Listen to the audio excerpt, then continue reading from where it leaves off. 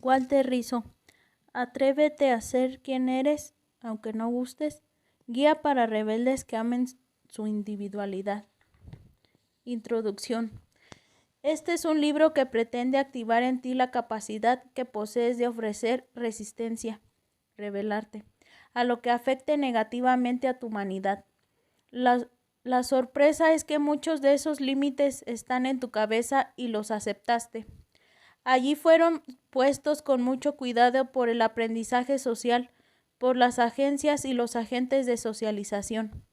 No me refiero a organizar una insurrección política o tumbar el Estado, sino a una insubordinación psicológica contra aquellos preceptos y mandatos que impiden ser tú mismo y poder así desarrollar los aspectos más importantes de tu personalidad. Limpiar la mente de agentes contaminantes y quitar la cantidad de irracionalidad que te mantiene atado a paradigmas mentales que cada día te van quitando energía y fuerza vital. Todo lo que se ponga a tu esencia y te exija asumir actitudes que no corresponden al contenido de tu conciencia merece tu objeción. Claro está, respetando a los demás y sus derechos. Una resistencia pacífica, pero resistencia al fin. Cada vez que te dejas sentado un precedente a favor de tu independencia psicológica y emocional, se afianza el autorrespeto que necesitas para ser persona. ¿Te atreves? ¿Eres capaz de ser quien eres en pleno ejercicio de tu autenticidad, aunque corras el riesgo de no gustarles a los demás? Al intentarlo, quizá no tomes el camino de la mayoría y no sigas algunas de las convencionales socialmente aceptadas. Te saldrás del montón, quieras o no, y tus particularidades se harán manifiestas. Estarás con tus semejantes sin ocultaciones ni camuflajes y con la tranquilidad que otorga el ser genuino. Existe un elemento que le da cohesión a tu manera de actuar, pensar y sentir, un elemento básico y casi instintivo, que te define como sujeto y como ser humano. Me refiero a tu individualidad, a esa singularidad última que te pertenece por derecho y facilita que la autodeterminación psicológica te acompañe en cada acto de tu vida. La dependencia de los demás y el acatamiento irreflexivo de cualquier mandato te esclavizan. La emancipación y la autoafirmación de tu yo te dignifican. Cuando cada célula de tu cuerpo se adhiera incondicionalmente a la autonomía, el bienestar no tardará en llegar. Esta individualidad es el conjunto de tus actitudes, esquemas, creencias, opiniones, motivos, deseos, pensamientos, sentimientos, sueños, en fin, de todo aquello que plasma en ti una visión del mundo única, irrepetible y en pleno crecimiento, es decir, flexible. Tu ser siempre evoluciona y se recrea. Asumir esta singularidad conlleva que te hagas cargo de tu persona y la transformes las veces que lo consideres. Eres tú quien se define a sí mismo. No aceptes pasivamente las etiquetas que te han colgado, arráncatelas de encima y que no se peguen a tu cerebro. Cuando entiendas, sin ningún tipo de dudas, que eres el último juez de tu propia conducta, tu autopercepción y la percepción que tienes de lo que te rodea y del universo cambiarán. Podrás ver las cosas como son, sin injerencias extrañas ni coacciones. No necesitarás que nadie te valide como ser humano. No habrá maestros que te iluminen, ya que, como decía Buda, tú serás quien lleve su propia lámpara. Saborearás tu libertad interior como nunca lo habías hecho. ¿Te animas a tomar el poder de ti mismo y a soltarte de esos lastres que te quitan movilidad psicológica y emocional? ¿Te animas a ser auténtico? Lo dicho hasta aquí no significa que te alejes de la sociedad y tengas el síndrome del ermitaño, sino que estés en ella de manera sosegada y constructiva, sin entregar tu individualidad, sin que tu mente se deje idiotizar por nadie. Somos humanos por cuanto estamos con otros humanos, pero sin tener que renunciar a nuestra esencia personal. Por tal razón, el amor propio no es incompatible con el amor a otros, la empatía y la compasión. Estar con los demás sin olvidarse de uno mismo tampoco es una forma de egoísmo, como intentan hacernos creer los amantes de la uniformidad. No necesitas despersonalizarte para entrar en contacto con la cultura. Eres un centro de vivencias personalizadas que se relaciona con otros centros que también experimentan por su cuenta. Pero lo interpersonal no debe anular lo que es privativo de ti. Si pierdes tu punto de referencia interior y congelas tu yo, serás un autómata, un robot vestido a la moda. No importa qué digan las convenciones sociales y los modelos ejemplares que quieren corregir tu comportamiento a toda costa. Cuando se trata de ti, eres tú quien tiene la última palabra. Asúmelo. Aunque la ansiedad te haga temblar de pies a cabeza, que tu consigna sea: yo soy quien decide sobre mí, y punto. En el mismo sentido, Epicteto afirmaba: yo soy yo, estoy ahí donde está mi elección de vida. Una vez que empieces a empoderarte de ti mismo, habrá más de uno que se te inquiete. Habrá individuos y grupos sociales a los que no les guste nada que pienses por tu cuenta y reestructures tu mente a tu buen parecer y entender. Con toda seguridad se preguntarán: ¿qué hacer contigo? Dirán con precaución: ¿cómo controlarlo entonces? ¿Cómo hacer para que no se descarríe y contamine a los demás? Serás una especie de anomalía o un desajuste, alguien que no encaja en el patrón concebido. Una oveja que no sigue instrucciones hace que el pastor entre crisis y suelte el perro para que la reubique en el rebaño. Pero no importa que te ladren, serás tú en plena autoafirmación y autodescubrimiento, aunque no les guste. Escucha bien, no es cuento. Hay un espacio vital exclusivamente tuyo, un fortín interior, todos lo tenemos, donde puedes estar cara a cara con tu humanidad, tal cual eres, con lo bueno y lo malo a cuestas, al desnudo y sin engaños, y lo más importante, eres el único que posee la llave para entrar. Cada vez que estés allí, creerás un poco más, aunque te bombardeen desde afuera. Este libro pretende ser una guía para que la gente trabaje activamente en el desarrollo de su libre personalidad, sin sentirse intimidada y, una vez más, sin dejar de respetar los derechos ajenos. Puedes hacer lo que quieras y no es dañino para ti ni para nadie. Se trata de sacar toda la información basura que enturbia tu sistema psíquico para poder desarrollar el verdadero potencial que posees. Si a veces sientes un cierto desespero porque no encuentras tu lugar en esta vida, no te preocupes. No habrá más angustias al respecto. Descubrirás que tu lugar en el mundo está en ti. No necesitas que nadie te cuelgue medallas ni que te elogien a rabiar, sino estar bien contigo mismo. Presta atención a la siguiente frase de Nietzsche para que lo veas más claro. El hombre que no quiera pertenecer a la masa únicamente necesita dejar de mostrarse acomodaticio consigo mismo, seguir su propia conciencia que le grita: sé tú mismo. ¿Quién eres entonces? Un ser dotado de razón que es consciente de sí mismo, poseedor de una identidad propia y capaz de crear su propia existencia. Desde la profundidad de tu ser llega un mensaje que a veces no escuchas y es pura sabiduría. En lo posible no dependas psicológicamente de nadie, bástate a ti mismo.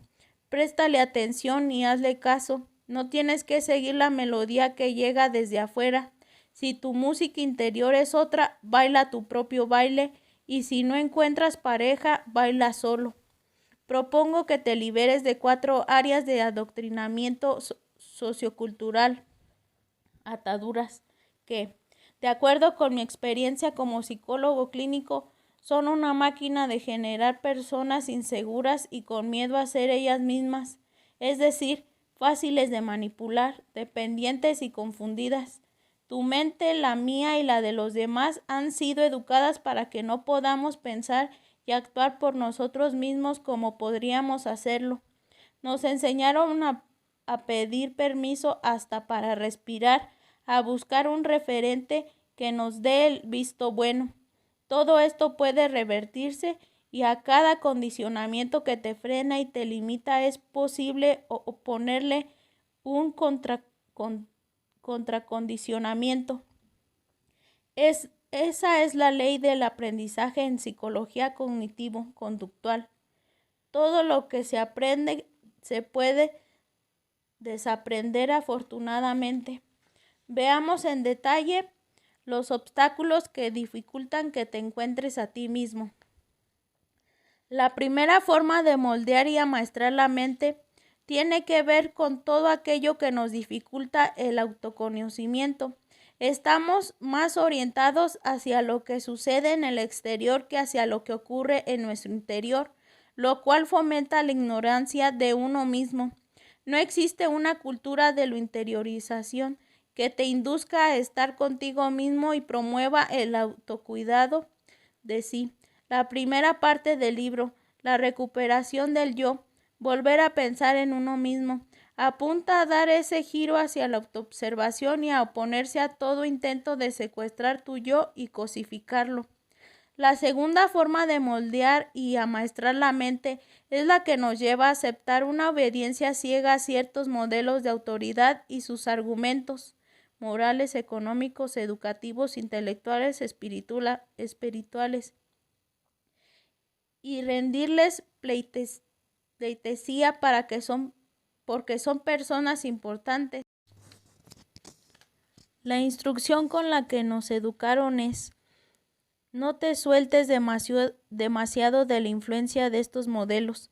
Ellos saben lo que te conviene. Pero ten presente que admirar es una cosa y venerar es otra. La buena admiración implica no imitar y dar tu propia versión de lo que sea, una versión con tu sello personal. La veneración es subyugación. Una cosa es inspirarte y otra someterte. Si alguno de estos personajes se mete en tu cabeza, serás su esclavo. Necesitarás su visto bueno para todo. La segunda parte del libro. No te rindas pleitesía a los modelos de autoridad que se creen más que tú. No hay gente superior ni gente inferior. Hace hincapié en la conveniencia de ejercer una desobediencia responsable y oponerse a todo intento de sojuzgar tu valía personal ante un modelo insano y limitante. La tercera forma de moldear y amaestrar la mente es inculcar la idea de que formamos parte de una totalidad indiferenciada de personas, rebaño, masa, conglomeración, conjunto, tribu. Todo está preparado para que te guardes tu personalidad en el bolsillo, te pongas el uniforme y te diluyas en la muchedumbre. Defender tu singularidad te convierte muchas veces en una oveja negra, no rosada, amarilla o verde, sino negra. Cuando se te obliga a ser totalmente homogéneo con los demás, pierdes el factor humano que te caracteriza. La tercera parte del libro. No tienes que ser como la mayoría, defiende y reafirma tu singularidad. Señala la importancia de no adquirir una mentalidad de masas y oponerse a cualquier intento de menospreciar, desconocer o modificar tu identidad personal. La cuarta forma de moldear y amaestrar la mente es la afirmación de que no se deben generar modificaciones importantes en la sociedad o en tu vida porque es inútil o peligroso, y promover una actitud miedosa ante cualquier posible cambio. Las personas conformistas son vistas como ciudadanos modelos y el rechazo a la novedad se ve como el principal valor o defender. Si caes en este inmovilismo, matarás tu capacidad de asombro y sorpresa. Serás como una máquina. Tu humanidad irá a menos y te resignarás a sufrir con comodidad aquello que jamás deberías haber aceptado. La cuarta parte del libro. No permitas que te aplasten las mentes rígidas y conformistas. Ábrete a lo nuevo y reviéntate como mejor te parezca. Propone asumir una actitud inconformista y oponerse a cualquier forma de resistencia al cambio. En cada una de las partes mencionadas y sus respectivos apartados encontrarás un análisis temático, reflexiones sobre algunos puntos específicos para que medites sobre esto, ejercicios y casos que buscarán ayudarte a consolidar tu individualidad y hacer lo que eres en verdad. Puedes empezar por la parte que quieras del texto. Eso no afectará a su asimilación. El pensamiento central que guía estas páginas se genera a partir de un condicionante básico. Si no puedo ser yo mismo en pleno uso de mi libertad interior y dirigir mi conducta, entonces dejaré de existir como sujeto pensante. No tendré autodeterminación alguna ni autogobierno. Solo habrá en mí el ánimo de un borrego bajo el auspicio y los aplausos de otros borregos. La propuesta: una meta empoderada, irreverente, singularizada e inconformista, y a volar. Parte 1. La recuperación del yo. Volver a pensar en uno mismo. Aquel que mira hacia afuera sueña. Aquel que mira hacia adentro despierta. Carl Jung. Todo hace pensar que te has olvidado de ti, como esas personas que ves por ahí pegadas a su móvil en alguna fila, en el autobús o en un restaurante. Están absortas en cualquier cosa que les llega del aparato, conectadas a él y desconectadas de sus cerebros. ¿Cuáles son las consecuencias del olvido de uno mismo? Que dejas tu vida librada al azar, porque no hay quien la ponga a funcionar desde dentro y de manera voluntaria. No hay quien tome el timón para modular las injerencias externas. Tu yo se ha debilitado, simplemente porque no lo has alimentado ni lo has puesto a funcionar como deberías. Como hablo del yo. Cuando hablo del yo, no me refiero al ego, sino a esa estructura cognitiva móvil y cambiante que organiza la información y además clasifica y prioriza las diversas demandas que llegan a nuestro cerebro. Gran parte de la cultura y la enseñanza social se han encargado de señalar que la preocupación por uno mismo es peligrosa, ya que podría degenerar en el peor de los narcisismos. Se deja claro que el cuidado de sí u ocuparse de uno mismo puede llevarte a un individualismo radical o a un egoísmo salvaje. Durante siglos se nos ha dicho que lo correcto es la renuncia de uno mismo. La consigna que nos acompañó es que éramos pecadores de nacimiento, inherentemente indignos a un exabrupto del universo. El resultado de estos mandatos y a otros similares conduce inexorablemente a la devaluación y a la ignorancia de uno mismo. ¿Para qué conocerse si uno es un error, si solo encontraremos cosas negativas? ¿Qué autoestima puedo fomentar en mí si tengo que pedir perdón por existir? En la gran mayoría de los colegios y de las familias se enseñan valores como altruismo, urbanidad, solidaridad, respeto al prójimo, caridad y generosidad, entre otros, lo cual está bien. Pero ¿quién educa de manera clara en el valor del autoconocimiento y el autorrespeto? ¿No debería haber asignaturas obligadas y correlativas inspiradas en Sócrates que se llamen, por ejemplo, conoce a ti mismo 1, 2, 3 y así? Hacer que nuestros niños piensen más en sí mismos de manera adecuada y consciente sería toda una revolución. obviamente sin descuidar el resto de la humanidad y el planeta. No puedes crecer y mejorar como persona si no tienes claro quién eres o solo te conoces superficialmente.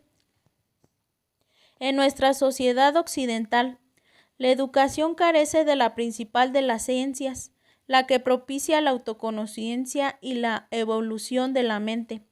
En los planes de estudios pesan más las matemáticas, la física, la química y la economía. Incluso en muchos países se ha retirado la materia de filosofía de los programas, porque se considera una pérdida de tiempo el arte de saber pensar. Una de las formas que la cultura utiliza para moldear y amaestrar tu mente es mantenerte distraído y ocupado lo suficiente en cosas externas para que tu observación pase a un segundo plano.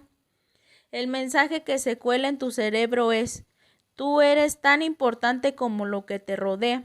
Además, no solo te excluyen porque supuestamente vales menos, sino que te convencen de que eso es moralmente correcto y luego te entregan el control para que seas tú quien se mantenga autoexcluido. Es la trampa perfecta. Sin saberlo, trabajas para aquellos a quienes no les interesa qué piensas por tu cuenta.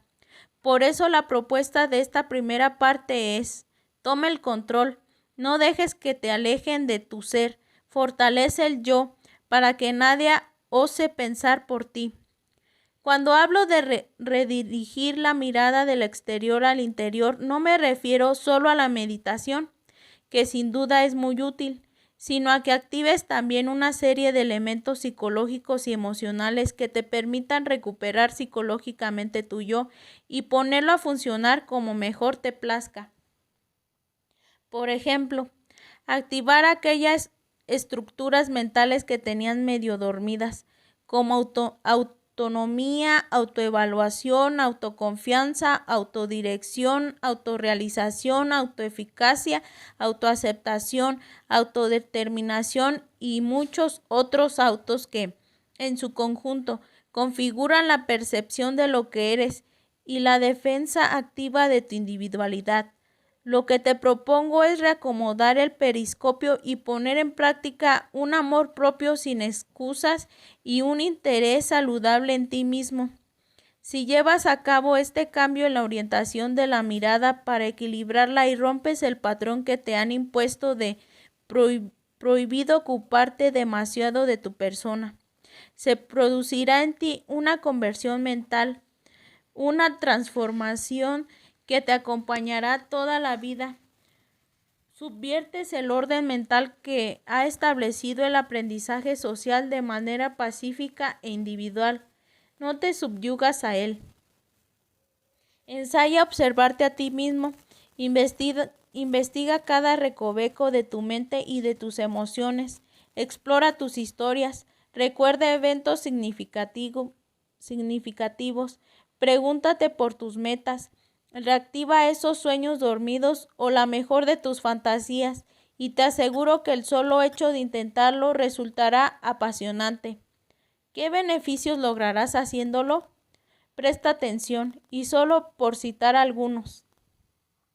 Ser autónomo en tus decisiones, confiar en ti mismo, fortalecer la autorrealización, aprender a rebelarte cuando algo afecta a tu dignidad o a tus principios, tomar el control de tu vida y ser dueño de ti mismo, reforzar la autoaceptación, ser capaz de entender y afrontar tus miedos y tristezas, comprender que no debes necesariamente renunciar a tu persona para ser solitario, reafirmar el autorrespeto, obtener mayor bienestar, disfrutar sanamente de la soledad. Y a la lista sigue.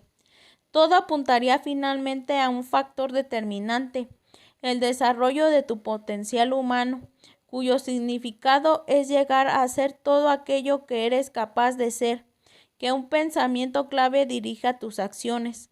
Me declaro investigador de mi propia existencia, bucear dentro de ti para que no te manejen desde afuera.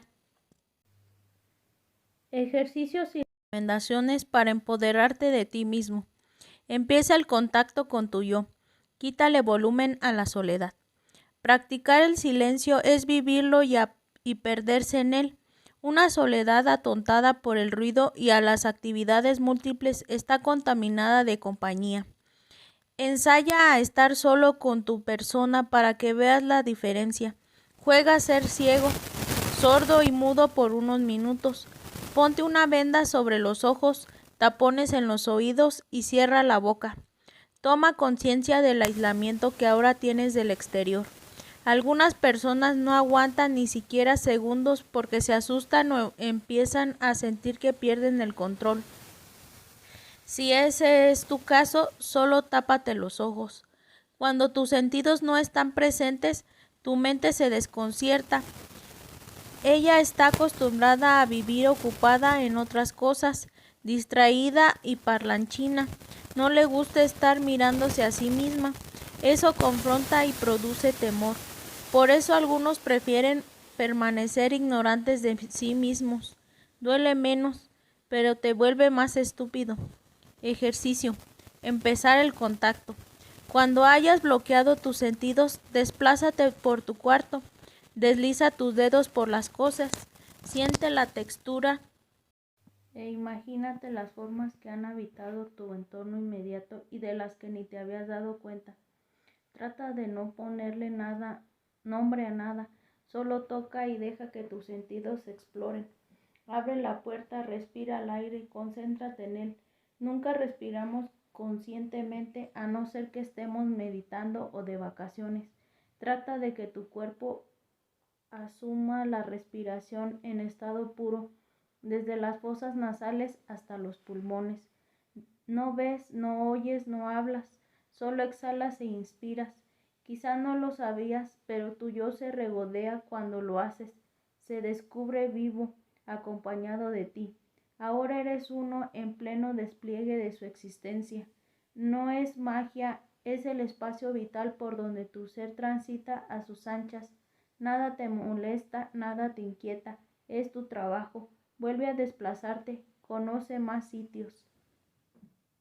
Ahora huele, como si fueras un perro policía. ¿A qué huele tu hábitat, tu ropa, tu cama?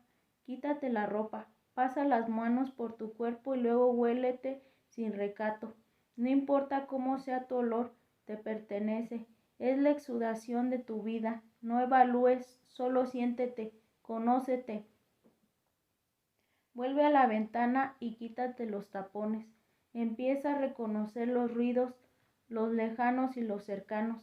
Déjate llevar por ellos, identifícalos. Unos minutos bastan. Ten en mente lo que afirmaba el místico islámico Rumi. Cuando el oído se afina, se transforma en un ojo. Palpa hasta el último rumor. Ve hasta un espejo, quítate la venda y mírate. Solo obsérvate a los ojos, son los tuyos. En ese momento es como si el universo se viera a sí mismo. Toca tu rostro con cuidado, despacio, no dejes nada sin repasar. Piensa, este soy yo. Que te importe un rábano si te gustas o no te gustas. Eres tú, es lo que tienes, es lo que vales, es lo que respiras. Ahora siéntate en un lugar cómodo y utiliza cualquier meditación que te hayan enseñado. Cuando lo hagas, repite como un mantra yo soy varias veces. Luego trata de leer algo agradable. Solo descansa. Ese lugar que habitas ahora es personalizado. Solo cabe uno. Entonces la soledad y tú habréis empezado a hacer las paces. Un diálogo que leí en alguna parte para que reflexiones sobre él. ¿En qué idioma habla la divinidad? Aquí en la tierra, con seguridad en sánscrito. ¿Acaso dudas? Sí, yo creo que el verdadero idioma del universo y de lo trascendente es el silencio. El otro cerró su libro y se fue furioso. Habla contigo mismo en voz alta y escúchate. El pensamiento, en última instancia, es el lenguaje interior, un lenguaje replegado sobre sí mismo. Se habla mucho de tener un diálogo interiorizado y nadie duda de su importancia, pero lo que te propongo aquí es exteriorizar el debate interior y hacerlo audible, hablar contigo mismo en voz alta, de manera similar a cuando tienes los auriculares puestos y hablas con alguien desde tu móvil. Aquí el móvil y los auriculares están incorporados a tu cuerpo y la persona eres tú. Como resulta obvio, no todo el tiempo ni a todas horas, sino de tanto en tanto, cuando lo consideres necesario, cuando te nazca. No hablo de esquizofrenia, sino de la charla que establecen unas creencias con las otras, los elementos de una contradicción, o si tienes una duda y quieres exponer el problema, sacarlo. Ejercicio. El debate de las dos sillas. A veces para objetivar el debate pueden usarse dos sillas, por ejemplo. Tienes que tomar una decisión y estás estancado. El conflicto parece que ha inmovilizado tu capacidad de resolver problemas.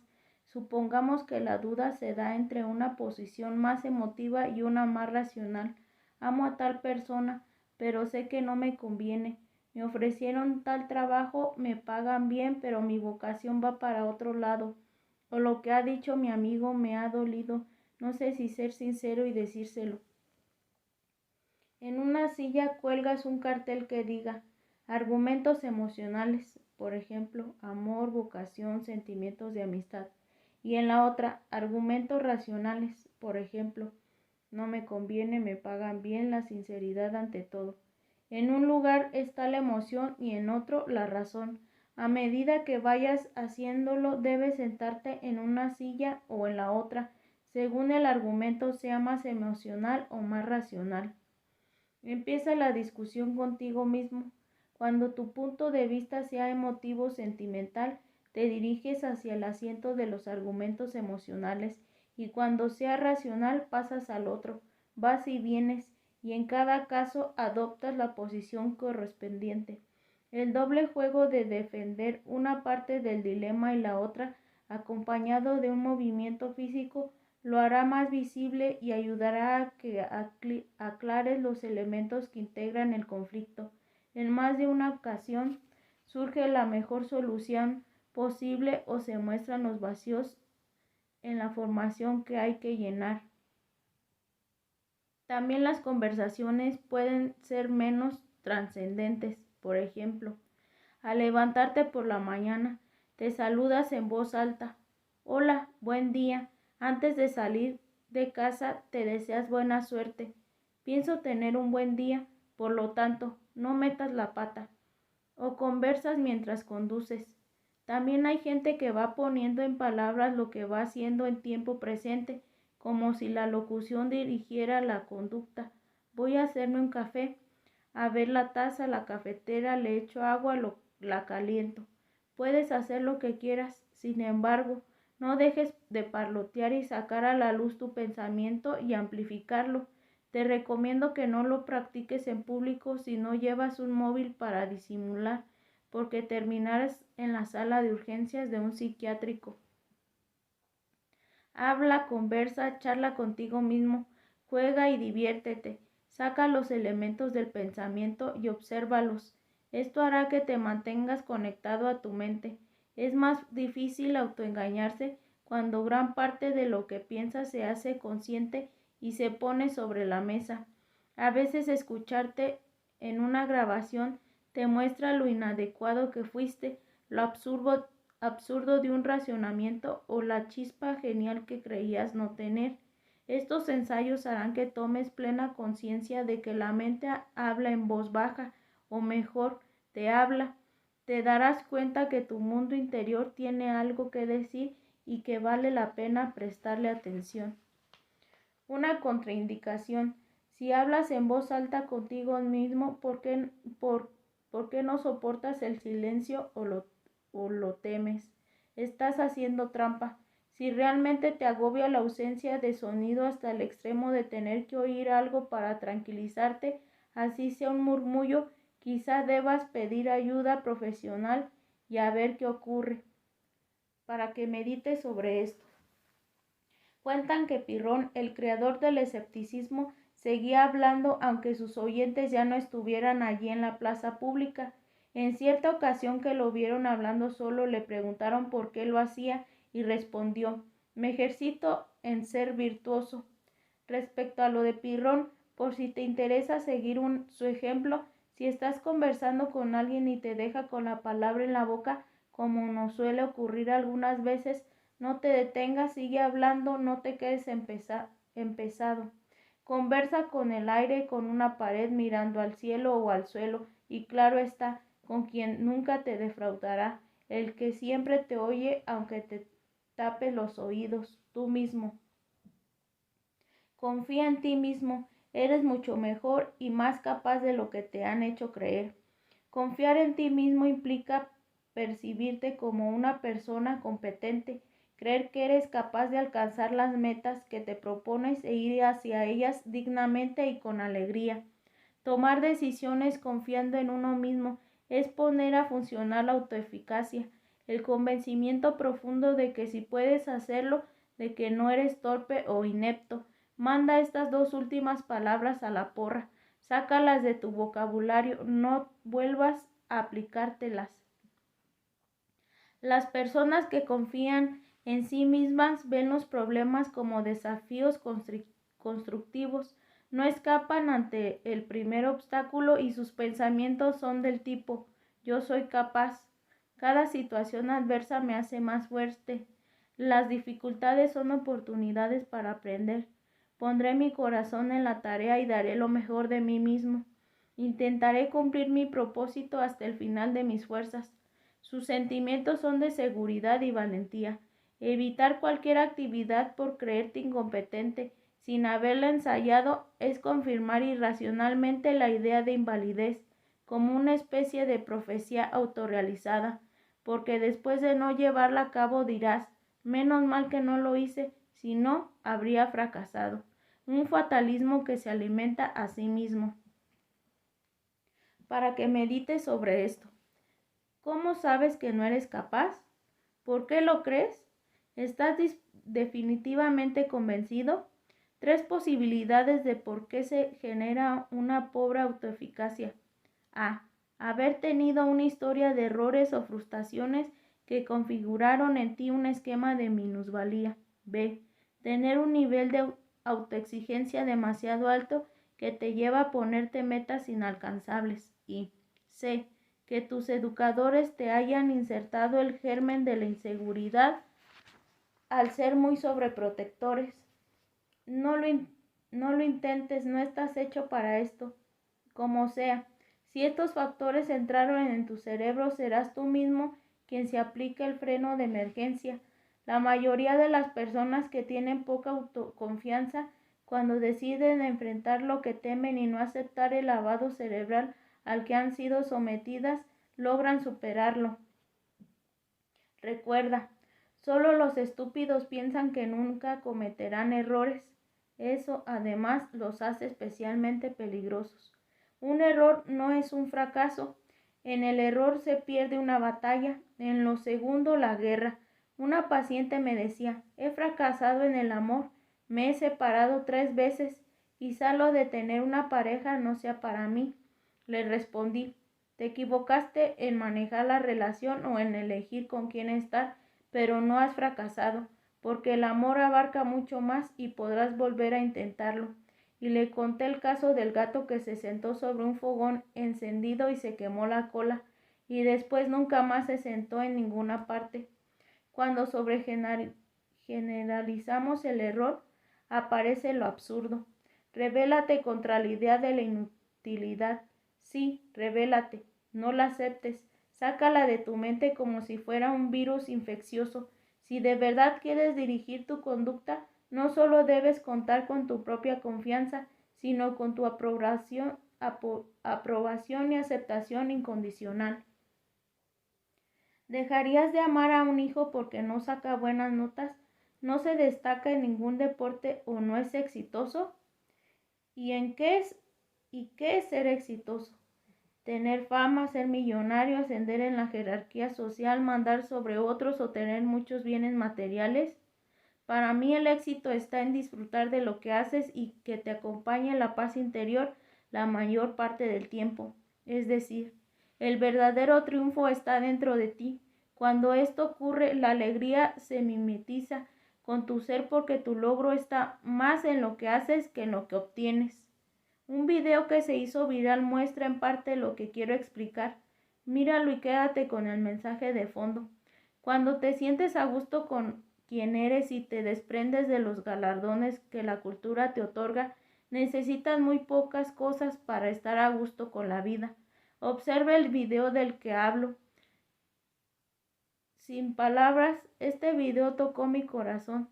A ver qué te provoca. Puedo decirte con toda certeza que he conocido gente así, con menos parafernalia cinematográfica, por supuesto, y sin música de fondo. Es curioso ver cómo la ansiedad por ganar muchas veces se vuelve en tu contra y te hace perder y perder confianza en ti mismo. Por ejemplo, cuando más ansíes pasar un examen, cuanto más pienses que tu vida depende de ello, menos probabilidades tendrás de aprobarlo. Si te relajas demasiado, tampoco ayudará. Solución. Me interesa aprobar el bendito examen, pondré de mi parte, pero no es lo más importante en mi vida. Soy más que una nota o un resultado. Esto bajará tu ansiedad y tus habilidades cognitivas funcionarán mejor. 4 recomendaciones que te permitirán avanzar en tu autoconfianza. 1.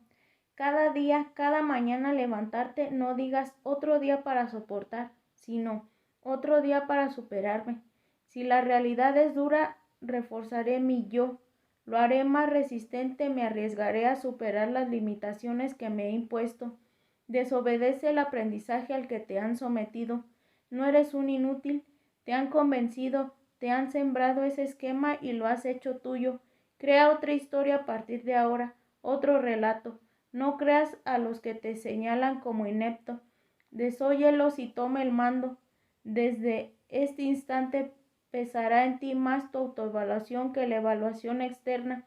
Tienes que llegar a decir, nadie sabe más de mí que yo mismo, y si no les gusta, que no miren ni se metan. Y si además no creen en ti, pues aléjate de ellos. Quédate con esta máxima de Erich Fromm. No puede haber libertad sin que exista la libertad de fracasar. 2. Revisa tus metas. ¿Te han colgado un rótulo o te lo has colgado tú? Quizá has reforzado esa idea de que no eres competente tratándote mal a ti mismo o siendo duro con tu persona. Es una posibilidad. Si es así, baja la autoexigencia y ya no te evalúes con criterios severos y rígidos. La ambición desmedida suele afectar negativamente a la autoeficacia de la gente que la sufre porque sus objetivos se tornan inalcanzables, pero lo contrario tampoco sirve. Si tus propósitos son demasiado pobres, nunca sabrás de qué eres capaz. Solución: objetivos sensatos y manejar aspiraciones inteligentes que te exijan sin destruirte. No te resignes a tu inseguridad, oblígate razonablemente todos los días un poco más hasta que puedas tener el músculo de la confianza. Arranca entonces ese cartel de incapaz que pende de tu mente, rómpelo, quémalo y hazlo trizas. Va esta frase de Albert Camus para que la hagas tuya, sobre todo en aquellos momentos en que parece que tus fuerzas se acaban. Llévala en el corazón. En la profundidad del invierno aprendí que en mi interior hay un verano invencible. 3. Elimina de una vez por todas los pensamientos automáticos negativos sobre tus capacidades. No soy apto, no soy hábil, no estoy capacitado. No los dejes entrar a tu mundo interior. Elimínalos para que puedas decirte, no escaparé, le pondré el pecho al vendaval. La verdadera decepción respecto a uno mismo no surge de no alcanzar los objetivos que persigues, sino en no intentarlo de manera seria y comprometida. 4.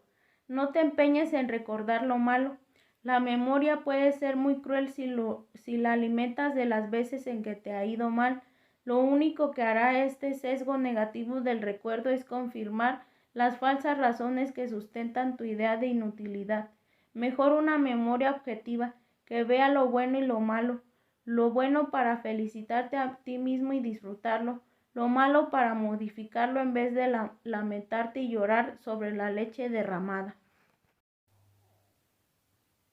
Un pensamiento constructivo que te levantará el ánimo si no logras alcanzar un objetivo. Eres un proceso en plena actividad. La vida misma lo es, por lo tanto, no tomes tu conducta como un hecho inmodificable, estático y sin historia ni futuro. Siempre estamos en continuo aprendizaje. Es la impermanencia de los budistas y la transitoriedad de todo, incluso de tus errores.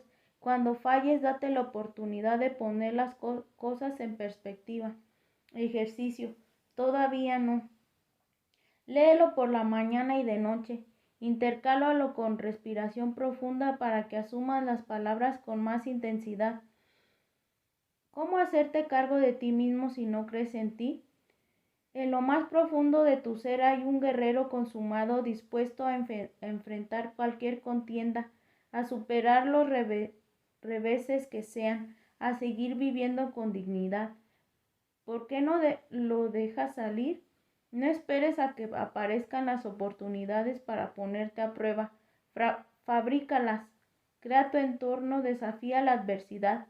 Para dirigir tu vida necesitas la convicción profunda de que ante un problema lo harás lo mejor que puedas. Y para hacer esto, solo necesitas voluntad, ganas de llevarlo a cabo y rebelarte contra la idea de incapacidad que tienes instalada. Repito, una vez más, desobedece a los que te enseñaron a dudar de ti. Hazles la contra y quiérete sin condiciones. ¿Qué es difícil? Obvio. Todo lo que vale la pena en la vida lo es. No hay anestesia para esto. Pero presta atención.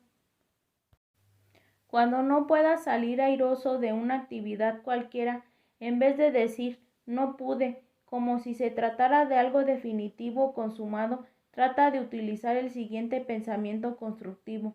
Todavía no. Aplícalo todas las veces que puedas. Piensa, por ahora no se pudo. Si solo es por ahora, la imposibilidad no siempre es definitiva. La premisa es como sigue. Estoy en un proceso de aprendizaje y esto no se ha terminado. Te quedan muchas batallas para pelear. Lo he visto cientos de veces en mi consulta.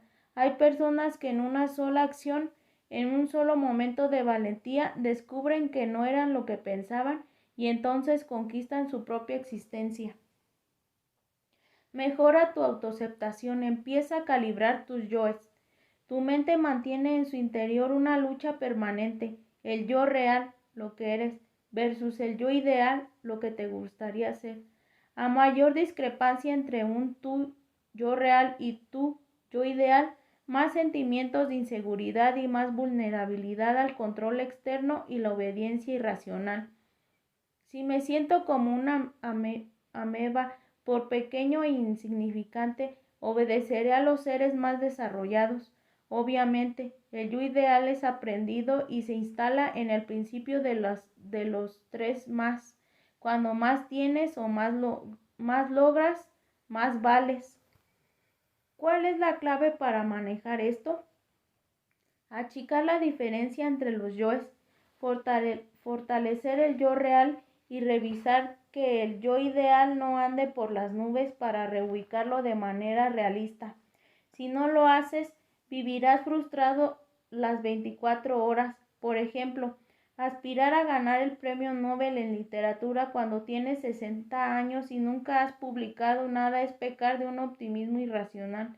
Quizás se podría calibrar el yo ideal y tener como meta tratar de escribir lo mejor posible y lograr algunas publicaciones y o ganar algún premio, como sea. El yo ideal puede ayudarte a luchar por tus sueños, pero con los pies en la tierra. He visto cientos de personas con este desfase que se niegan a reajustar los objetivos con el cuento de que todo es posible si los deseas de verdad. Pues no es cierto, ilusión no es lo mismo que ilusorio. Como lo explico, Freud, lo primero es la mente que vuela y aterriza, Lo segundo es la mente que vuela y se estrella. Intenta alcanzar lo que se te antoje, pero con una gran dosis de realismo. El golpe, si llega, dolerá menos. Algunos autores también plantean una segunda lucha entre el yo real y el yo obligado, que es la diferencia que se establece entre lo que somos y lo que se espera que seamos, según las normas o reglas que hemos interiorizado por el consenso social, aunque muchas veces sean absurdas o injustas. Sí hay una discrepancia significativa entre estos dos yoes.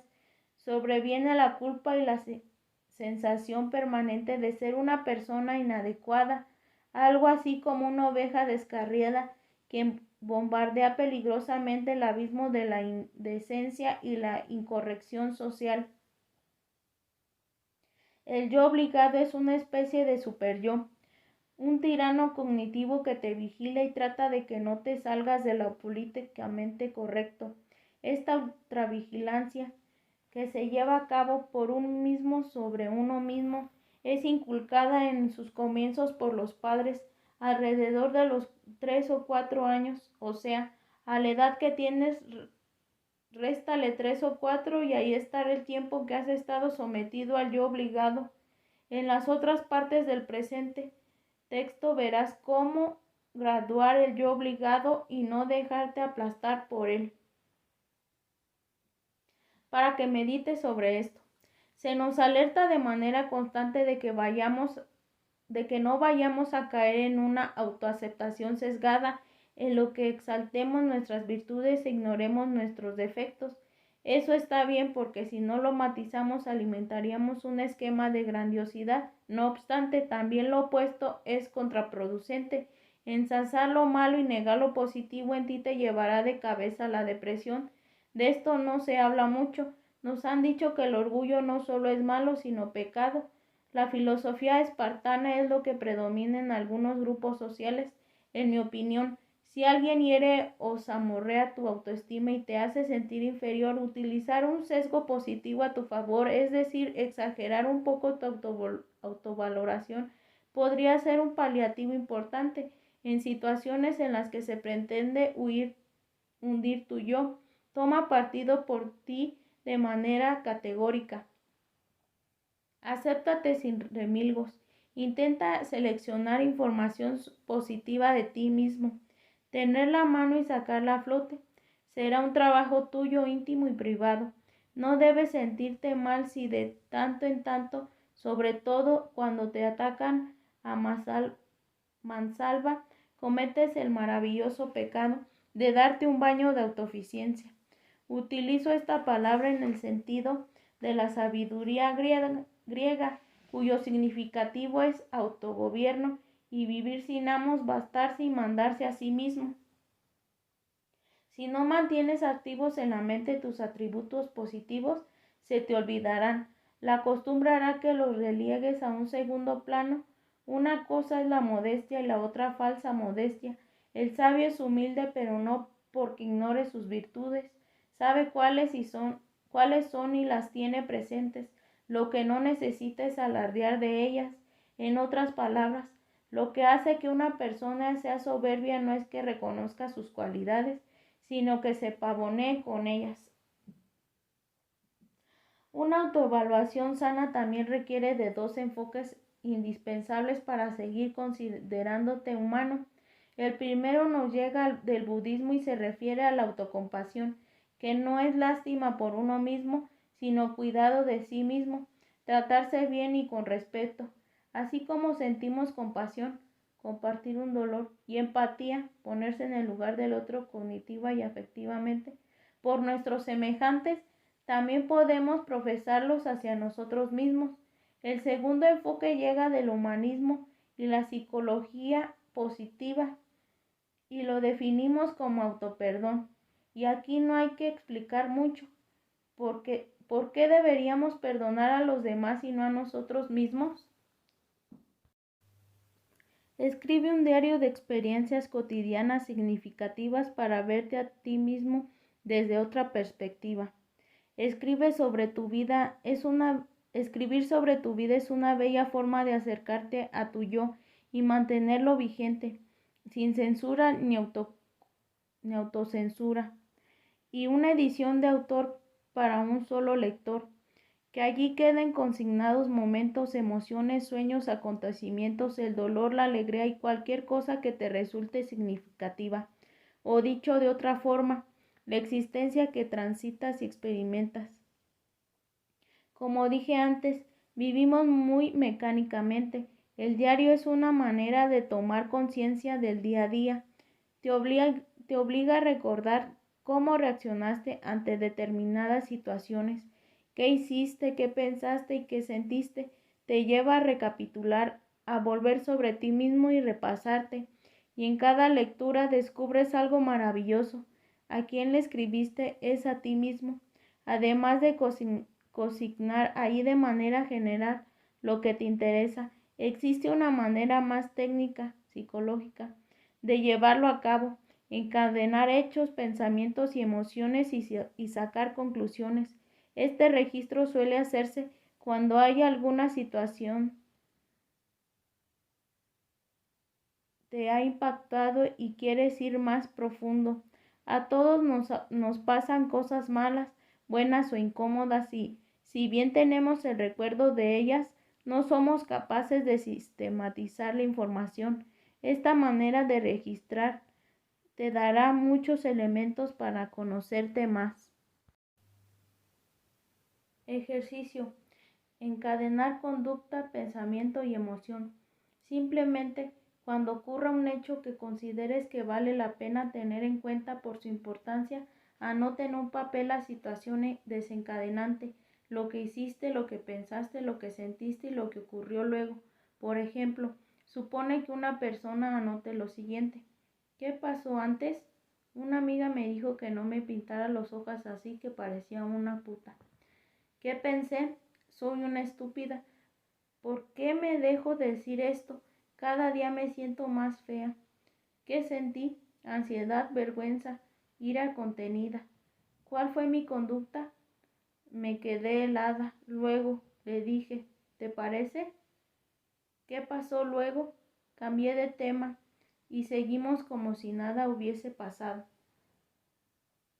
Si encadenas varios sucesos similares, podrás encontrar con seguridad algunas regularidades y sacar resultados significativos de tu modo de actuar.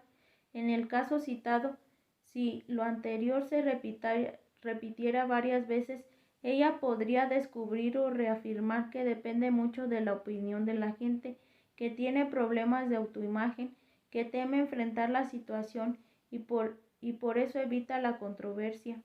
Repito, ante ciertos incidentes que consideres importantes o críticos, registra cómo se enganchan los eslabones de la cadena: acontecimiento, disparador, pensamiento, emoción y conducta. Será como mirarte a ti mismo con una lupa inteligente. Traduce tu vida a una narrativa escrita en la que se afirme tu yo. Abre los ojos y observa cómo actúas en la realidad. Revísate, critícate positivamente. Rastrea tu proceder, explórate por dentro y por fuera. No andes atontado por el mundo. Hazte cargo de ti. Empieza a frecuentar tu intimidad. Lentifícate para autoobservarte mejor. Intenta bajar las revoluciones con las que te mueves. Define un día en el que no tengas que correr contra el reloj y deja que la parsimonia se adueñe de tu comportamiento. Vuélvete pesado y tardío. Que todo tu software mental baje su velocidad y te concentres en las emociones y la estimulación. Lentifícate cuando te bañes, persigue el recorrido de cada gota, siente cómo golpea el agua sobre tu piel, degústalo como si estuvieras comiendo tu postre preferido. Lo mismo en el sexo, esculca cada poro de la persona con la que estás y deja que ella te escarbe al derecho y al revés, que la excitación entorpezca las caricias, que Eros marche a tu ritmo y de ninguna manera al revés. Cuando disfrutes, no dejes ir al placer tan rápido.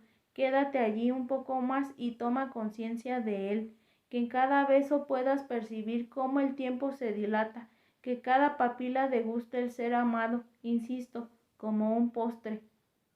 Cuando comas, no engullas, date gusto de verdad, como una sibarita sin ocupación.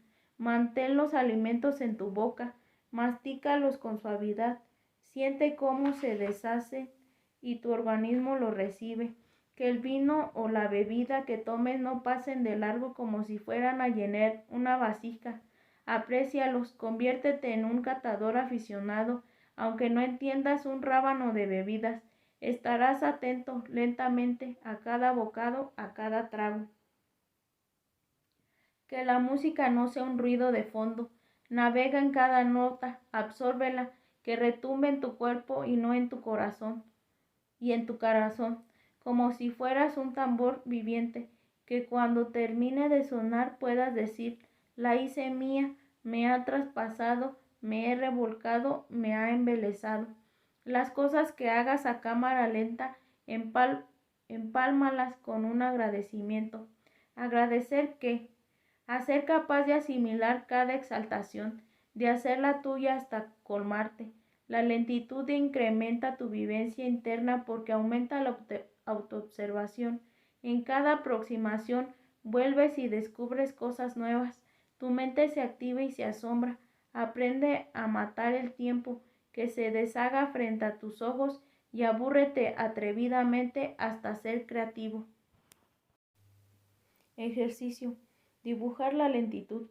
Sal a caminar por cualquier lugar. Será un paseo sin afanes.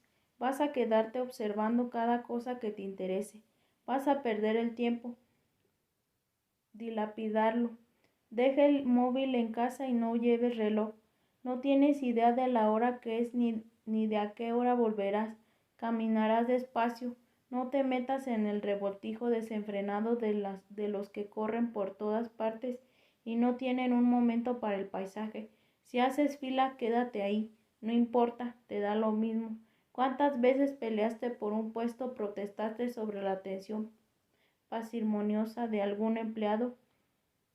Esta vez ganas tú, no te importa. Si entras en un negocio o a mirar cosas, te pruebas un par de zapatos o llueve, que tus movimientos sean tuyos. No dejes que la rapidez por la rapidez que está instalada en tu cerebro como un valor mande sobre ti. Ese día no importa que llegues tarde, porque no vas a ningún lado. Si pierdes un autobús, vendrá otro. Te dejarás llevar por él, me da lo mismo. Descubrirás que tu flema molesta a los demás, que te mirarán por el rabillo del ojo. Quizá no necesitan ir tan rápido, ya que han acostumbrado al corre, corre. ¿Por qué? Por las dudas. Porque la vida es corta, porque el tiempo no les alcanza y se ven obligados a comprar minutos. Piensa qué maravilla. En un mundo imperativo donde la urgencia se impone por todas partes, tú, descaradamente, quitas el pie del acelerador. Esa diferencia te hará cosquillas. Eres el dueño de tu velocidad. Así como quien pinta un cuadro, dibuja tu lentitud a medida que te desplaces. En esa pachorra estarás más cerca de ti mismo. Tendrás la oportunidad de contemplar tu yo en movimiento. Ubícate en tu historia personal y activa tu memoria autobiográfica. No puedes saber quién eras si no sabes de dónde vienes.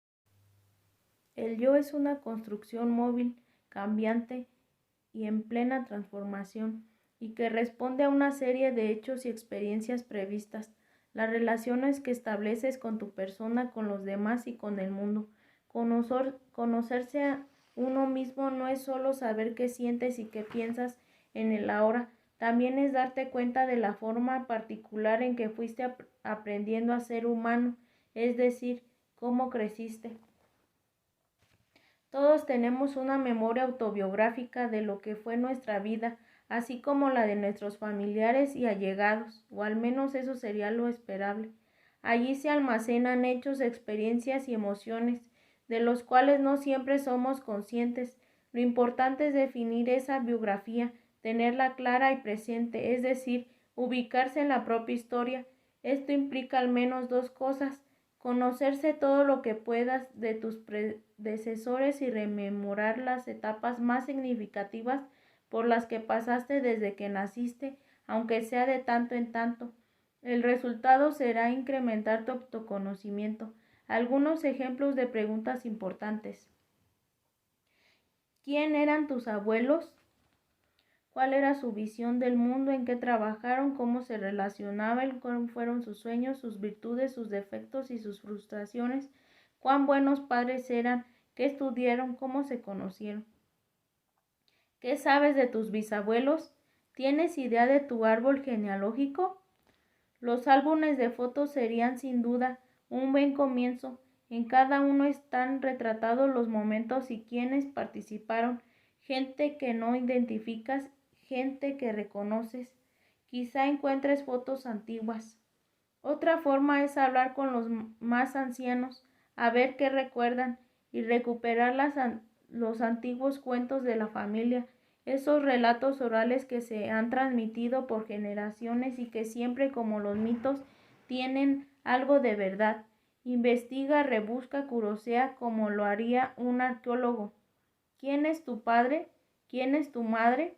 Hazte las mismas preguntas que te sugerí para los abuelos. ¿Los conoces al fondo? ¿Al menos has tratado de meterte en sus zapatos, en sus problemas, en su intimidad? ¿Sabes qué los hace felices y qué los hace sufrir? Y respecto a ti, repasa tu infancia desde que tienes memoria. Revisa cómo creciste, los vínculos que estableciste con amigos y familiares. ¿Cuándo has sufrido? ¿Guardas rencores? ¿Te sientes orgulloso de llevar el apellido que llevas? ¿Tienes sentido de pertenencia con tu linaje? Piensa en tu infancia, en tu adolescencia, cuando ibas al colegio. Busca fotos de tus compañeros y profesores. ¿Cómo fue la escuela primaria? ¿Cómo fue la secundaria? ¿La universidad? ¿Tu primer trabajo? ¿Recuerdas tu debut afectivo y los posteriores amores posibles e imposibles? Trata de revivir tu primera experiencia sexual, reconstrúyela, obsérvala con la experiencia de los años. Evoca las bodas, cumpleaños, velatorios y nacimientos a los que has asistido. Dolor, alegría, indiferencia. Recapitula y escribe todos los momentos significativos que han quedado grabados en tu memoria. Ordénalos, métete en ellos y vívelos. Si quieres estar en el aquí y el ahora, hazlo, pero no olvides que eres producto de un proceso evolutivo, personal, y uno evolucionista de la especie. Eres historia que se mueve en el presente. Míralo así. Tú y yo en este momento estamos aquí, siendo quienes somos, no porque surgimos como un acto de generación espontánea, sino porque sí lo quisieron nuestros ancestros. Todo lo que ellos hicieron y trabajaron, su lucha para sobrevivir y existir, confluyó para que tú y yo hoy estemos vivos en este instante, en este siglo. Somos la punta del iceberg de una gesta en la que cada antepasado se abrió paso como pudo. Comprender el desarrollo de la propia historia siempre implica, de alguna manera, asumir un legado y sin caer en fanatismos ni tradicionalismos rancios, honrarlo. ¿Cómo olvidar de dónde vengo y de qué manera fui asimilando el universo que me contiene? Ejercicio. Una tarea cinematográfica. La película Amistad, dirigida por Steven Spielberg en el año 1997, relata una historia real ocurrida en 1839 sobre unos esclavos de Sierra Leona que se amotinaron en un viaje a Cuba. Por diversas razones, el barco se desvía hasta llegar a la costa este de Estados Unidos. Ahí los atrapan, encarcelan y comienzan un juicio para decidir si ellos son mercancía o personas libres con el derecho para regresar a su África natal. En un momento dado, Anthony Hopkins, en el papel del expresidente John Quincy Adams y defensor de los esclavos, le dice al líder de estos, PNP, entregado magistralmente por Dion Cuso: vamos a enfrentarnos a algo muy difícil. No estamos solos, responde Pi. Ah, claro que no, dice Queen Adams sin mucho convencimiento. Tenemos la verdad y la moral de nuestra parte. Hablaba de mis antepasados, dice Pi, en tono grave y emocionado. Alzaré mi voz hacia el pasado, hasta el comienzo de los tiempos, y les rogaré que vengan a ayudarnos el día del juicio. Llegaré hasta ellos y les diré que me infiltren. Tendrán que venir porque en este momento soy la única razón por la que han existido. Estas palabras dejan mucho al expresidente, quien se queda observándolo claramente conmovido. Te recomiendo que veas la película y saques alguna conclusión sobre tu pasado, tus raíces y tu cultura. Una experiencia personal. La mayoría de los pueblos africanos creen que en situaciones desesperadas uno puede convocar a sus antepasados porque estos nunca los han abandonado. A veces en mi vida, en situaciones limitantes o muy complejas, me digo a mí mismo que si yo fracaso, ellos, mis antepasados, también lo harán. Esto me llena de energía y me da una fuerza especial para salir adelante. Desarrolla tus talentos naturales, no negocies con tu autorrealización. En este apartado me referiré a la autorrealización, a esa necesidad vital que tenemos los humanos de desarrollar nuestro potencial y sentirnos además felices y orgullosos de ello. Cuando tus talentos naturales se despliegan, tu ser se regocija porque la pasión toma el mando. No me refiero a estudiar o a trabajar en lo que propone la cultura del éxito y del poder, sino en ese interés fundamental que te lleva de manera testaruda e inexorable a realizar aquello que amas. El placer de la autorrealización ocurre en la tarea misma. Lee este relato oriental con detenimiento. El arquero. Cuando el arquero dispara gratuitamente por el mero disfrute de hacerlo, tiene con él toda su habilidad. Cuando dispara esperando ganar una medalla de bronce, ya está algo nervioso. Cuando dispara para ganar la de oro, se vuelve loco pensando en el premio y se pierde la mitad de su habilidad, pues ya no ve un blanco sino dos. La clave está en tensar la cuerda, inclinar la cabeza, llevar la mano hacia atrás, visualizar la flecha y soltarla con elegancia. Y curioso, haciendo esto es muy probable que des en el blanco. Se trata de permitir que el proceso te absorba. Cuando hablamos de autorrealización, tú eres el proceso, tu motivo no está en el resultado, lo llevas dentro. En psicología se llama motivación intrínseca. ¿Cómo saber si realmente se trata de tus talentos naturales? Responde sí o no a estas 4 preguntas respecto a una actividad que consideres vocacional. Piensa bien las respuestas. 1. ¿Su aprendizaje te resulta muy fácil? 2. Cuando estás ejecutándola, ¿sientes que la gente se acerca y te presta atención? 3. ¿Pagarías por hacerla? 4. Si no la llevas a cabo, ¿sientes que te falta algo importante? Si todas tus respuestas son afirmativas, es probable que estés frente a un motivo de autorrealización. Veamos un caso. Un joven paciente quería ser poeta, su inclinación era estudiar literatura, pero eso me produjo conmoción en la familia. A lo largo de 3 generaciones, todos los integrantes habían estudiado derecho. Sus 3 hermanos, 2 hombres y una mujer, eran abogados implacables en su profesión. Mi paciente manifestaba una depresión que iba en aumento debido a un conflicto interno que no podía resolver. Lo que debía hacer versus lo que deseaba hacer, el ambiente lo empujaba para un lado y su ser para el otro. Entonces decidí hablar con su padre, que era, a fin de cuentas, el que tenía la última palabra. Resumo parte de la entrevista. Terapeuta. ¿Por qué le molesta que su hijo estudie literatura? Mi opinión es que él se siente verdadera pasión por la poesía. Paciente. Lanzó un suspiro. Seamos sinceros, doctor. ¿Poeta? Tengo 2 objeciones.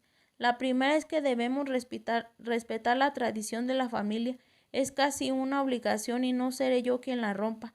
La segunda se refiere a una cuestión más práctica. Se va a morir de hambre escribiendo poesía. Terapeuta. Él piensa que será un gran poeta. Yo he visto sus trabajos y son muy buenos, aunque nunca se sabe. Siempre hay riesgos cuando se elige una carrera. Cuando yo estudié psicología y me retiré de ingeniería, mi familia dejó de hablarme. Mi padre me dijo lo mismo que usted argumenta. Con esa carrera te vas a morir de hambre. Y ya ve, estoy contento con mi profesión. Paciente, me alegro por usted, pero son excepciones. Terapeuta, quiero hacerle una pregunta. Paciente, adelante. Terapeuta, ¿para usted qué es la felicidad? Paciente, soltando una carcajada. Es una pregunta filosófica muy difícil de contestar. Terapeuta, inténtelo. Es interesante pensar a veces en cosas con las cuales no estamos familiarizados. Paciente, acomodándose en la silla. Bueno, yo considero un hombre feliz. Me considero un hombre feliz. Tengo mi familia, mi profesión, una mujer a la que amo. He sido exitoso en lo que he hecho. Terapeuta, ¿le gusta su profesión? Paciente, por supuesto, si no haría otra cosa. Es una parte importante de mi vida. Interrumpió abruptamente y su mirada encontró la mía. Terapeuta, ¿se da cuenta? Usted ha dicho varias cosas que me gustaría que aplique con su hijo. Ha afirmado que la profesión es una parte importante de su felicidad y de su vida. Y también ante la pregunta de si le gusta su profesión, ha dicho textualmente, por supuesto, si no, haría otra cosa. Paciente, bueno, yo. Terapeuta, su hijo es incapaz de desobedecerlo, lo cual, debo decirle, es un déficit. La obediencia no siempre es un valor ni un comportamiento adaptativo. Sin su visto bueno, entrará a estudiar leyes y no se sentirá bien, porque su vocación son las letras. ¿Qué es preferible? ¿Tener una vida acomodada y trabajar en algo que nos desagrada, o no tener tantos recursos y hacer lo que a uno le satisface de verdad? Déjelo hacer otra cosa distinta al derecho. No hay mayor alegría que ver feliz a un hijo, y no hay mayor tristeza que verlo deprimido. El hombre, al cabo de 2 citas, accedió. Previa reunión familiar y ante el asombro de los demás, el hermano mayor le preguntó por qué iba a estudiar una carrera, según él, de medio pelo. En este momento tengo en mis manos uno de sus libros. Me reservo su nombre por una cuestión obvia de secreto profesional. Conclusión. Defiende con pasión lo que quiera hacer, aunque a los demás no les guste. El punto de control interno. Sobre mí decido yo. Me revuelo y tomo el control de mi vida. Se te ha dicho una y otra vez que sobre tu persona influyen factores externos inmanejables, pero no se te ha explicado el verdadero poder directivo que tienes en tu interior. Esa potestad se llama autodirección o autodeterminación personal en psicología. La capacidad que tienes de decidir por ti mismo las cuestiones que te conciernen. Como Epicteto afirmaba hace 2000 años, hoy reafirma la terapia cognitiva. Lo que importa no es lo que te sucede, sino cómo reaccionas a lo que te sucede. Es decir, no son las cosas las que te afectan, sino lo que piensas respecto a ellas. En la manera en que procesas la información, lo que te hará débil o fuerte, alegre o triste. 2 maneras de definir tu punto de control. 1. Si percibes en una forma considerable que tienes el control de lo que le pasa o le podría pasar a tu vida, dirás, yo soy quien gestiona y dirige mi comportamiento. Tu punto de control será interno. Te harás cargo de ti mismo. Tomarás el mando de lo que piensas, haces o sientes y lucharás por tus objetivos. Porque sentirás que el logro de los mismos depende de ti. Dirás, mi vida será lo que yo hago de ella. 2. Por el contrario, si percibes que aquello que te ocurre está ocasionando por factores externos frente a los cuales no puedes hacer nada, dirás, ¿para qué esforzarme o intentar mejorar si no depende de mí? Tu punto de control será externo. No te harás cargo de ti mismo. Entregarás la conducción de lo que piensas, haces o sientes a las fuerzas externas que supuestamente operan sobre ti. Por ejemplo, el universo, la suerte, los astros, la sociedad, determinadas personas, organizaciones o el pasado. No lucharás por tus sueños y empezarás a bordear el fatalismo, pesimismo. Bajarás la guardia, entrarás a la más cruel de las resignaciones, interpretarás tu esencia como un cero a la izquierda. Pensarás, yo no manejo mi vida, me manejan. Ante el fracaso podrás decir que tienes mala suerte o que los astros no te favorecen, en vez de analizar los errores y enfrentar el problema. Obviamente habrá muchas cosas que escapan a tu control.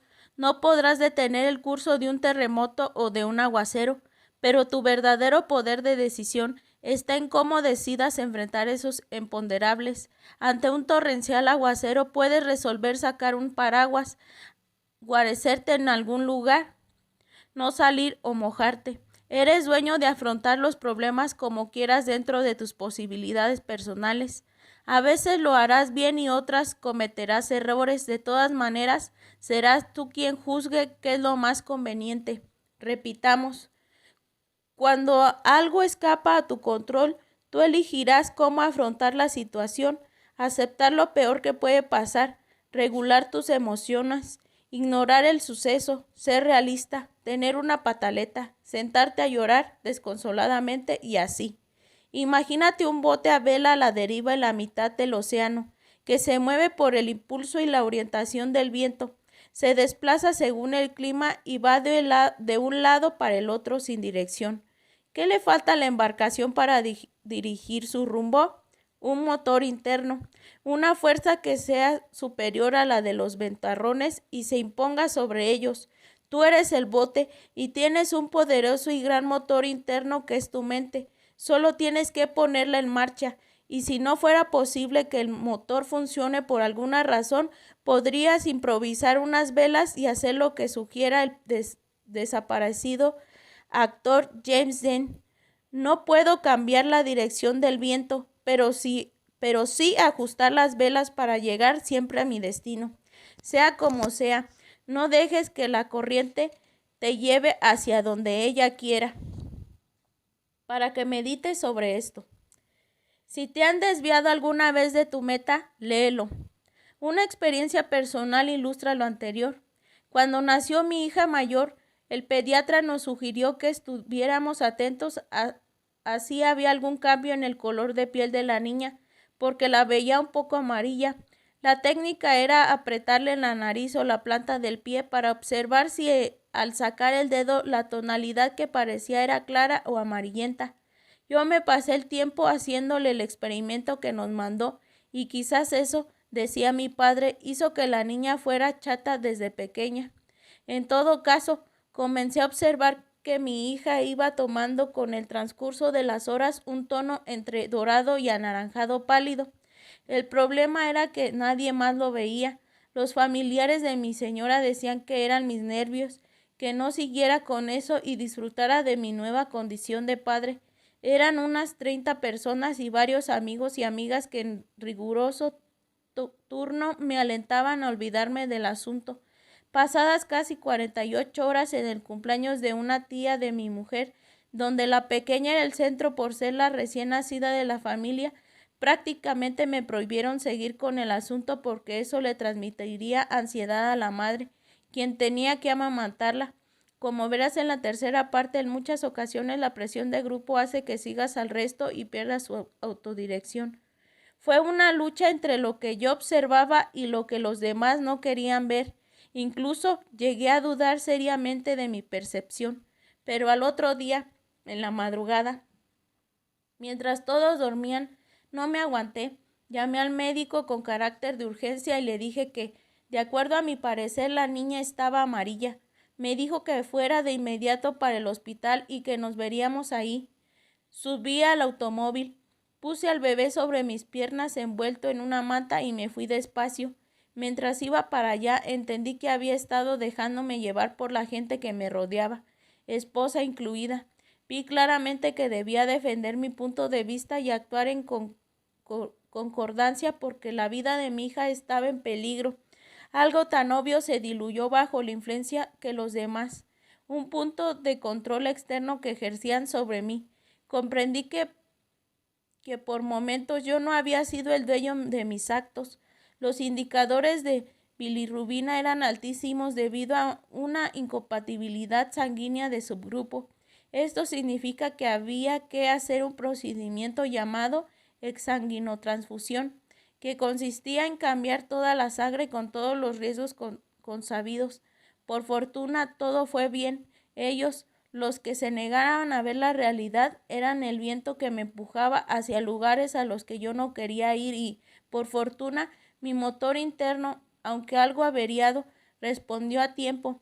Obviamente, nadie actuó con mala intención, pero tampoco nadie reconoció que se había equivocado.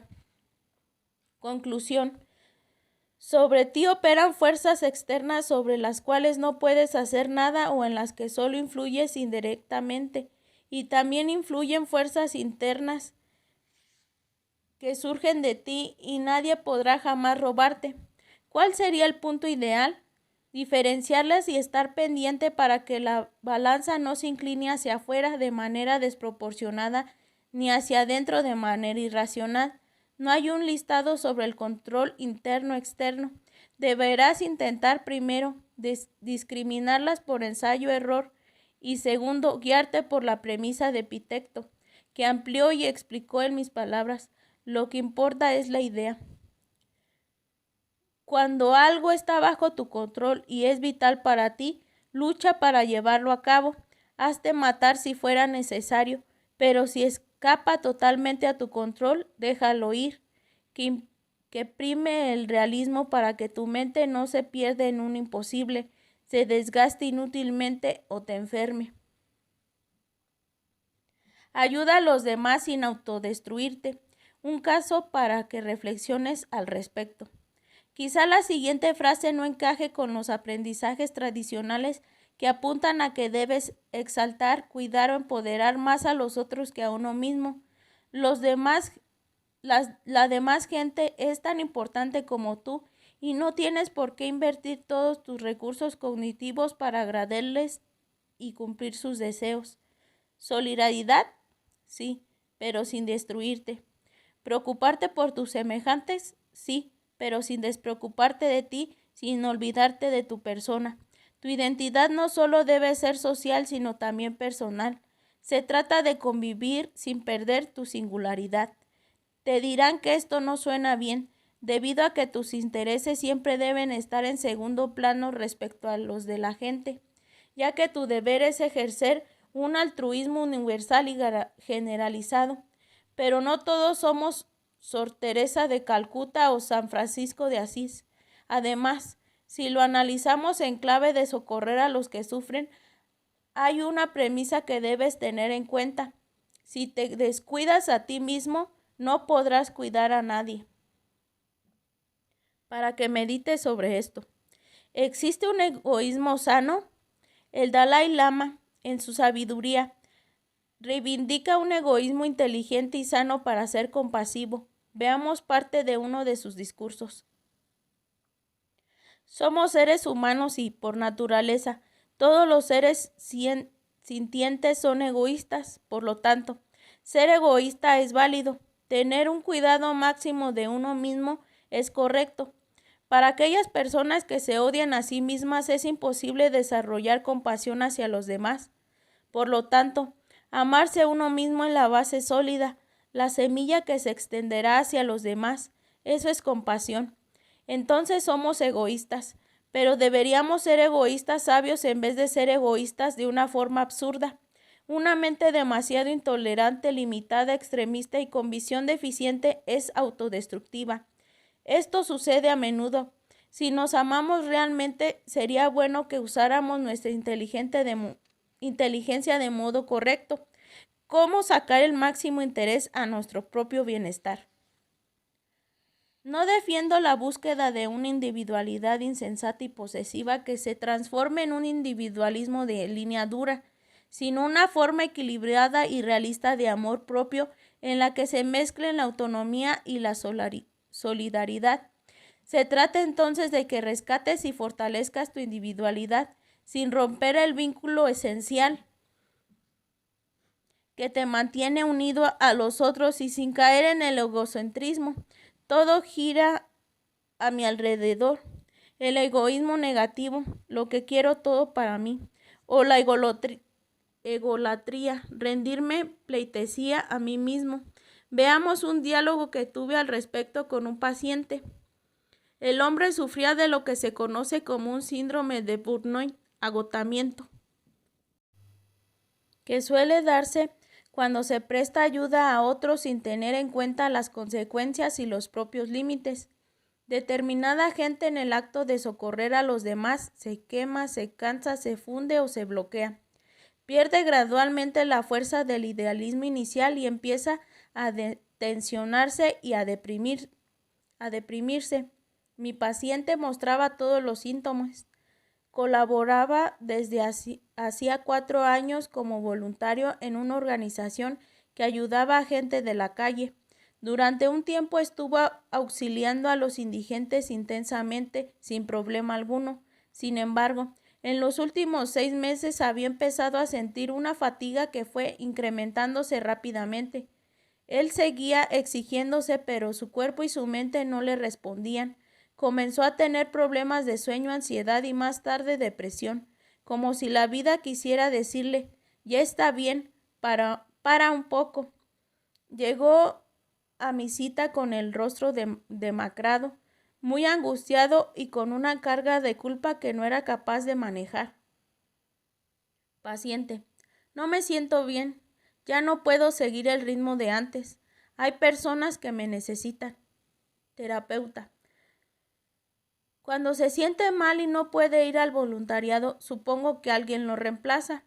Paciente: sí, pero esa no es la cuestión. Yo asumí un compromiso, ¿me entiende? Es mi deber, no me puedo retirar. Esa pobre gente me necesita.